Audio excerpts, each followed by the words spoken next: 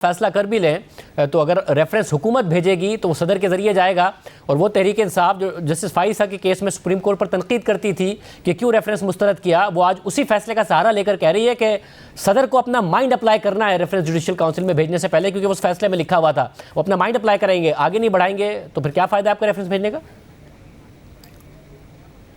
नहीं, रेफरेंस जो है वो कोई शहरी जो है वो दाखिल कर सकता है, इस बात की कॉन्स्टिट्यूशन इजाज़त देता है। और हमारा जो पीडीएम सियासी जमातों का इत्तेहाद है वो भी जो है वो इस बारे में तहर्रक कर सकता है। अभी इस बारे में फ़ैसला नहीं हुआ, जब फैसला होगा तो इन सारी चीज़ों को जो है वो मद्देनज़र रखा जाएगा। सब मगर अगर इस तरह शहरी रेफरेंस दायर करने लगे फिर तो जजेस के खिलाफ, अगर उनके फैसलों के खिलाफ रेफरेंस आने लग गए तो फिर तो रेफरेंसेस की लाइन लग जाएगी सुप्रीम जुडिशल काउंसिल में।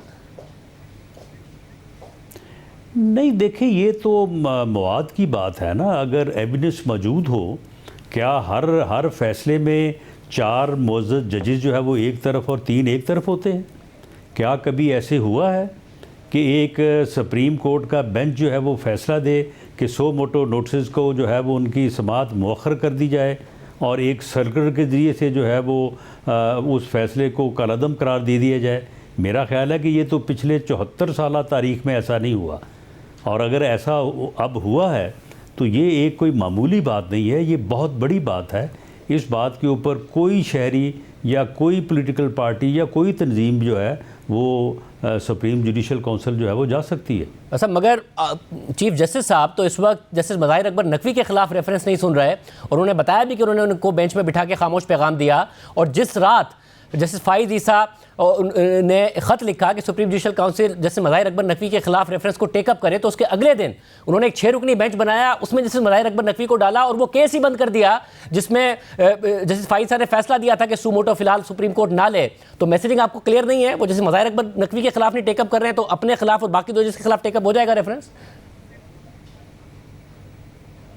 आपने जो बात की है इसको मैं दोहराए बगैर ये कहता हूँ कि अगर ऐसे ही है, जो कि बिल्कुल ऐसे ही है, तो क्या ये सुप्रीम कोर्ट का रेफरेंस का सब्जेक्ट नहीं बनता?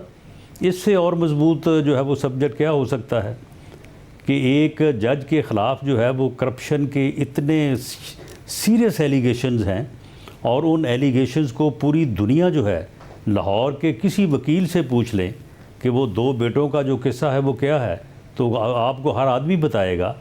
चीफ जस्टिस साहब ख़ुद इस बात से आगाह हैं, और इसके बावजूद जो है वो कौम को क्या मैसेज दिया गया है कौम को?